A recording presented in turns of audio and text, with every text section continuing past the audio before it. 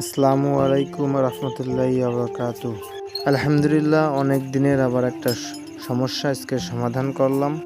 কোয়েল পাখির ময়লা পড়ার যে জায়গাটা আমাদের ওইটা নষ্ট হয়ে গেছিল, আবার নতুন করে আজকে ট্রে বানানো হলো।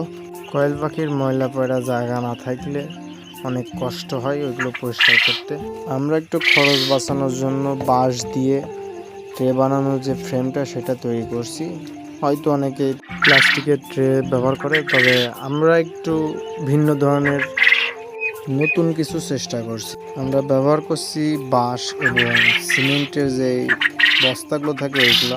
এইভাবে ময়লা পড়া ট্রে বানালেও অনেক দিন যায় এবং এটা খুব সহজ এবং তাড়াতাড়ি হয়। সর্বশেষ সবাই আমাদের জন্য দোয়া করবেন যাতে আমরা এইভাবে আস্তে আস্তে এগিয়ে যেতে পারি। ধন্যবাদ। আসসালামু আলাইকুম রহমতুল্লাহি ওয়া বারাকাতুহু।